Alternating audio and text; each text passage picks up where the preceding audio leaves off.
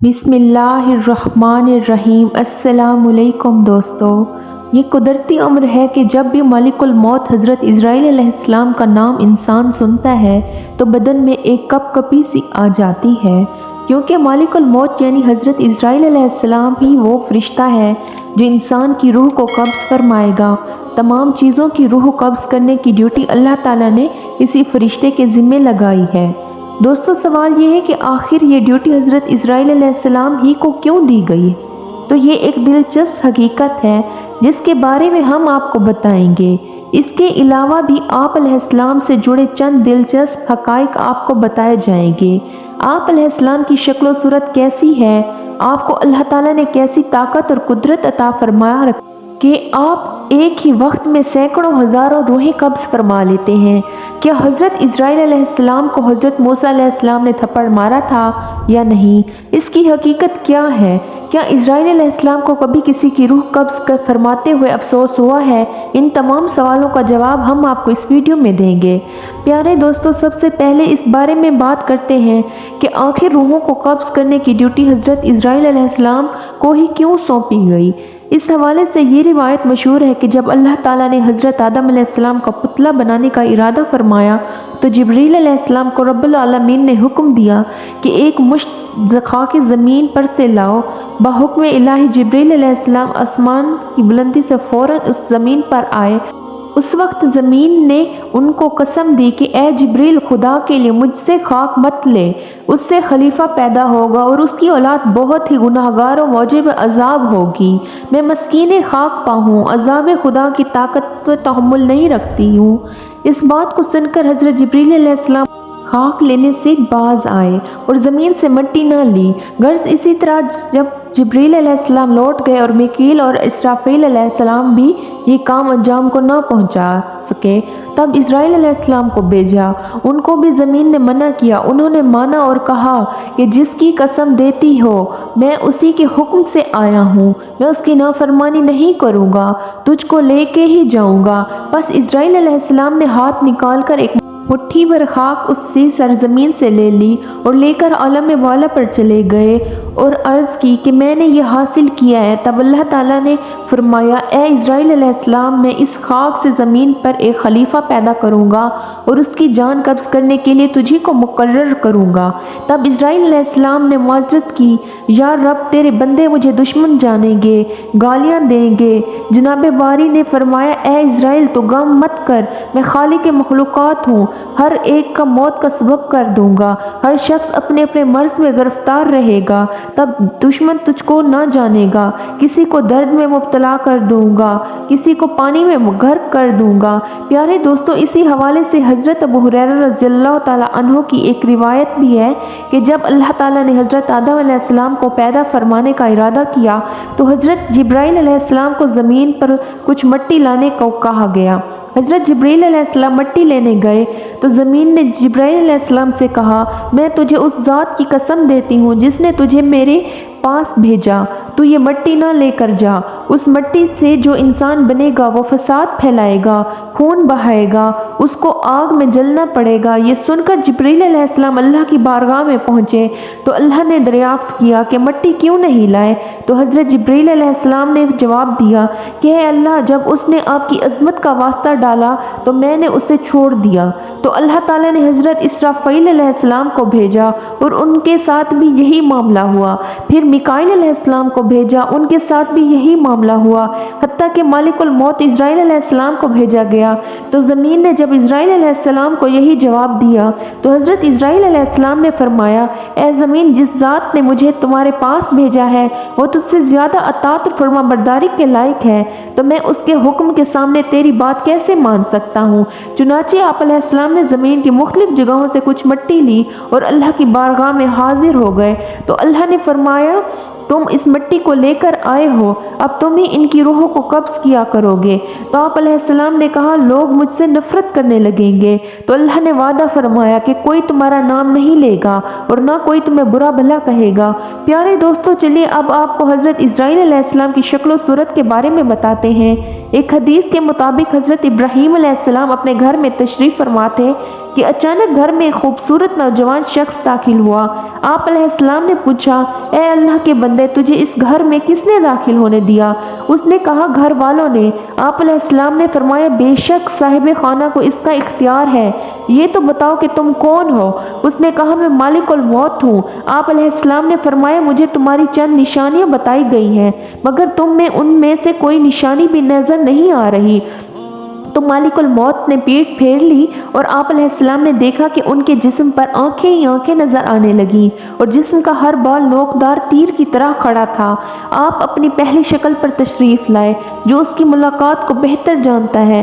दोस्तों, एक दूसरी रिवायत में है कि जब उसने पीठ फेरी तो वो शक्ल नजर आई जिसमें वो बुरे लोगों की रूहों को कब्ज करते हैं। इब्ने मसूद और इब्ने अब्बास रज़ियल्लाहु ताला अन्हु की रिवायत में है कि हज़रत इब्राहीम अलैहिस्सलाम ने मालूम किया, ए मालिकुल मौत, आप मुझे वो शक्ल दिखाएं जो कुफार में नजर आते हैं। तो उसने कहा कि ये आपकी ताकत से बाहर है। मालिकुल मौत ने वो शक्ल शुरू को दिखाना कर दी और फरमाया, आप अपना मुंह मोड़ लीजिए। जब आपने देखा तो सियाह शख्स के सर में आग के शोले निकल रहे हैं, उसके जिस्म से बाल की बजाय तीर और मुंह से आग निकल रही है। ये हाल देखकर आप पर गिशी तारी हो गई। उसके बाद आपने देखा कि मालिकुल मौत अपनी शक्ल में मौजूद थे। आप जरा ये बताएं कि मोमिन की रूह कैसे कब्ज करते हैं? तो कहा, जरा मुंह फेर लीजिए। आप अलैहिस्सलाम ने मुंह फेर कर देखा तो आपके सामने एक हसीन नौजवान खड़ा था जिसके कपड़े सफ़ेद और जिस्म महक रहा था। आप अलैहिस्सलाम ने मंजर देखकर फरमाया, अगर मोमिन को आपके दीदार की दौलत ही नसीब हो जाए तो उसके लिए यही काफ़ी है। दोस्तों, मालूम हुआ है कि हज़रत इस्राईल अलैहिस्सलाम की शक्ल और सूरत मोमिन की रूह कब्ज़ करने के लिए और होती है और मुशरिक और काफिर की रूह के लिए आपकी शक्ल और सूरत और होती है। और हमें इस्राईल अलैहिस्सलाम की वो शक्ल और सूरत देखने को मिले जो मोमिन के लिए होती है। आमीन। प्यारे दोस्तों, जहाँ तक बात है कि हज़रत इस्राईल अलैहिस्सलाम के दिल में रहम आने की, तो इस हवाले से ये हकायात मौलाना रूमी रहमतुल्लाह अलैह की हकायात से मुलाखता नकल की गई हैं कि एक दफ़ा अल्लाह रब्बुल इज़्ज़त ने हज़रत इस्राईल अलैहिस्सलाम से पूछा कि तुझे किसकी जान कब्ज़ करते हुए कभी रहम आया? हज़रत इस्राईल अलैहिस्सलाम ने अर्ज़ किया, इलाही, मेरा हर एक की रूह कब्ज़ करते हुए दिल दुखता है, मगर आपके हुक्म की सरताबी के मजाल नहीं। हाँ, एक ऐसा वाक़या गुजरा है जिसका दुख हुआ है, अभी तक भुला नहीं सका। वो गम तन्हाई में भी मेरे साथ रहता है। अर्ज़ किया कि एक जहाज़ समंदर में सफ़र कर रहा था, वो आपके हुक्म से भंवर में फंस गया। थोड़ी देर बाद वो जहाज़ तबाह हो गया। जहाज़ में सवार कई मुसाफिर गर्क हो गए। जो मुसाफिर बचे उनमें एक माँ और उसका बच्चा, जो तबाहशुदा जहाज़ के एक तख्ते पर समंदर की लहरों में आपके रहमो करम पर बह चले जा रहा था। नीज हवा ने उन्हें सैकड़ों मील दूर समंदर के किनारे पहुंचा दिया। मैं माँ और बेटे के बच जाने पर बहुत खुश हुआ। इसी लम्हे आपका हुक्म हुआ, माँ की रूह कब्ज़ कर लो। मौलाना करीम, मैंने आपके हुक्म की तामील की। या बारी ताला, आप खूब जानते हैं कि ये हुक्म पाकर मेरा कलेजा कांप गया। जब मैंने उस तफीली शेर ख्वार को माँ से अलग किया तो मुझे किस कदर तकलीफ़ पहुँची थी। फिर हुक्म इलाही हुआ। तुझे मालूम है कि बाद में वो बच्चा कहाँ और किस तरह परवरिश पाता रहा। इस्राईल अलैहिस्सलाम ने अर्ज़ किया, आप इल्म गायब हैं, ज़ाहिर और बातिन आप पर अयां है। अल्लाह रब्बुल इज़्ज़त ने इरशाद फरमाया, हमने मौजे समंदर को हुक्म दिया कर इस लावारिस बच्चे को उठाकर सहल पर डाल दें। सहल के करीब एक सरसब्ज़ो शादाब जजीरा था। हमने फूलों को हुक्म दिया कि बच्चे के नीचे सेज बिछा दें। सूरज से कहा, अपनी तेज जुओं से बच्चे को महफूज रखना। बादल को कहा, बच्चे से ज़रा फासले पर बरसे। दरख्तों की शाखें खुद ब खुद झुककर फल और उसका रस उसके मुंह में डाल देती थीं। जजीरे में एक शेरनी की हमने जिम्मेदारी लगा दी और वो रोज़ाना उसे दूध पिलाती। शेरनी की खौफ से बच्चे के पास कोई जानवर नहीं आ सकता था। उस जजीरे में हमने खुशनवा और हसीन परिंदे भेजे जो हर वक्त चहचहाते ताकि बच्चे का दिल परेशान न हुआ करे, और हुक्म दिया कि इस बच्चे पर आहिस्ता आहिस्ता से गुजरे ताकि उसको कोई तकलीफ न हो। اے اسرائیل علیہ السلام، وہ تنہا اور بظاہر یہ بے یار و مددگار بچہ پرورش پا کر خوب صحت مند اور بہادر ہو گیا۔ ہم نے اس کے پاؤں میں کبھی کانٹا بھی نہ چبھنے دیا، دنیا کی تمام نعمتیں اسے عطا کی۔ ایک بادشاہ شکار کھیلتے ہوئے ادھر آ نکلا، وہ خوبصورت اور صحت مند بچے کو دیکھ کر بہت خوش ہوا، اسے اٹھا کر اپنے محل لے گیا۔ ان کے ہاں اولاد نہ تھی، انہوں نے اسے اپنا بیٹا بنا لیا۔ بادشاہ کی موت کے بعد وہ اکیلا تخت و تاج کا مالک بن گیا، غرور اور تکبر سے ہمارے بندوں پر ظلم کرنے لگا، ایسے سرکش نکلا کہ خود ہی خدا بن بیٹھا، اپنے بت بنوا کر انہیں سجدہ کرانے لگا، خاک کا فانی پتلا ہمارے شریک بن بیٹھا۔ آخر ہم نے اس کی بہتری کے لیے اپنے خلیل ابراہیم علیہ السلام کو اس کے پاس بھیجا، اس ظالم نے ہمارے پیارے کو بھی آگ میں پھینک دیا۔ اے اسرائیل علیہ السلام، اس بچے نے میرا کیا شکریہ ادا کیا۔ وہ بچہ نمرود بن کر اس وقت ایک بڑے ملک کا بادشاہ ہے، اور اس نے میرے خلیل ابراہیم علیہ السلام کو آگ میں جھونکا دیا۔ اب خدائی کا دعویٰ کر کے لوگوں کو میری راہ سے ہٹاتا ہے اور حکم نہ ماننے والوں کو سخت سزا دیتا ہے۔ اسرائیل علیہ السلام نے عرض کیا، اے مخلوقات کے خالق، میں اس سرکش بچے کی حالت سے بے خبر ہونے کی وجہ سے دل میں خیال اور ملال لاتا رہا، آپ کے راز آپ ہی جانتے ہیں۔ دوستو، اب بات کرتے ہیں حضرت موسیٰ علیہ السلام کا حضرت اسرائیل علیہ السلام کو تھپڑ مارنے کے بارے میں۔ تو یاد رہے کہ حدیث پاک میں حضرت اسرائیل علیہ السلام کا ایک واقعہ ملتا ہے جو کہ حضرت موسیٰ علیہ السلام کا ملک الموت کو تھپڑ مارنے کے حوالے سے ہے۔ اس حوالے سے کہ حضرت ابو ہریرہ رضی اللہ تعالیٰ عنہ سے روایت ہے کہ وہ فرماتے ہیں، موت کے فرشتے کو حضرت موسیٰ علیہ السلام کی طرف انسانی صورت میں بھیجا گیا۔ جب وہ فرشتہ آیا تو موسیٰ علیہ السلام نے اسے تھپڑ مار کر اس کی آنکھ پھوڑ دی۔ وہ اپنے رب تعالیٰ کے پاس واپس گیا اور عرض کیا، اے اللہ، تو نے مجھے ایسے بندے کی طرف بھیجا جو مرنا نہیں چاہتا۔ اللہ تعالیٰ نے اس کی آنکھ درست فرما دی اور فرمایا، ان کے پاس دوبارہ جا۔ انہوں نے کہا کہ اپنا ہاتھ کسی بیل کی پشت پر رکھیں، انہیں ہر بال کی اوس جو ان کے ہاتھ کے نیچے آئے گا 1 سال زندگی ملے گی۔ ساری کارروائی کے بعد موسیٰ علیہ السلام نے کہا، اے میرے رب، پھر کیا ہوگا؟ فرمایا، پھر موت۔ انہوں نے کہا، پھر ابھی ٹھیک ہے، لیکن انہوں نے اللہ تعالیٰ سے یہ دعا کی، مجھے ایک پتھر پھینکنے کا فیصلہ تک مقدس سرزمین کے قریب کر دیا جائے۔ رسول اللہ صلی اللہ علیہ وآلہ وسلم نے فرمایا، اگر میں وہاں ہوتا تو تمہیں راستے کی ایک جانب سرخ رنگ کے ٹیلے کے نیچے ان کی قبر دکھاتا۔ دوستو، اس حکایت کو سننے کے بعد ذہن میں ایک سوال آتا ہے کہ ایسا کیوں ہوا؟ تو اس بارے میں ابن بطال رحمۃ اللہ علیہ لکھتے ہیں کہ اصل میں اللہ تعالیٰ نے فرشتے کو حضرت موسیٰ علیہ السلام کے امتحان کے لیے بھیجا تھا، نہ کہ موت کے لیے۔ فرشتہ انسانی شکل میں آیا، اسی لیے یہ معاملہ پیش آیا۔ پیارے دوستو، یہ تھی کچھ حکایات اور روایت حضرت اسرائیل علیہ السلام کے بارے میں۔ آخر میں ہم آپ کو حضرت اسرائیل علیہ السلام کی بارگاہ مصطفیٰ صلی اللہ علیہ وآلہ وسلم نے حاضری کا ایمان افروز واقعہ سناتے ہیں۔ روایات میں آتا ہے کہ اللہ عز و جل نے مالک الموت کی طرف سے وحی فرمائی، میرے حبیب اور میرے محبوب محمد صلی اللہ علیہ وآلہ وسلم کی طرف چلے جاؤ، انتہائی خوبصورت شکل اختیار کر کے حاضری دینا، آپ کی روح قبض کرنے میں بہت زیادہ نرمی سے کام لینا۔ پس حضرت مالک الموت زمین پر اترے، ایک عربی کی طرح آپ صلی اللہ علیہ وآلہ وسلم کے دروازے پر آ کر کھڑے ہو گئے، پھر عرض کرنے لگے، السلام علیکم اے نبوت کے گھر والوں، کیا مجھے اندر آنے کی اجازت ہے؟ حضرت عائشہ رضی اللہ تعالیٰ عنہا حضرت فاطمہ رضی اللہ تعالیٰ عنہا سے کہا، آدمی کو جواب دو۔ تو حضرت فاطمہ رضی اللہ تعالیٰ عنہا نے کہا، اے اللہ کے بندے، اللہ تجھے ہر قدم پر اجر عطا فرمائے۔ رسول اللہ صلی اللہ علیہ وآلہ وسلم کو اپنی جان کا خیال ہے، اس نے دوبارہ صدا دی۔ حضرت عائشہ رضی اللہ تعالیٰ عنہا نے حضرت فاطمہ رضی اللہ تعالیٰ عنہا سے کہا، اس آدمی کو جواب دو۔ حضرت فاطمہ رضی اللہ تعالیٰ عنہا نے کہا، اے اللہ کے بندے، تجھے ہر قدم پر اجر عطا فرمائے۔ رسول اللہ صلی اللہ علیہ وآلہ وسلم اپنے نفس میں مشغول ہیں۔ تھوڑی دیر گزرنے کے بعد اس نے پھر صدا دی، کیا میں اندر آ سکتا ہوں؟ مجھے ضرور داخل ہونا ہے۔ تو رسول اللہ صلی اللہ علیہ وسلم نے حضرت اسرائیل علیہ السلام کی آواز سن لی۔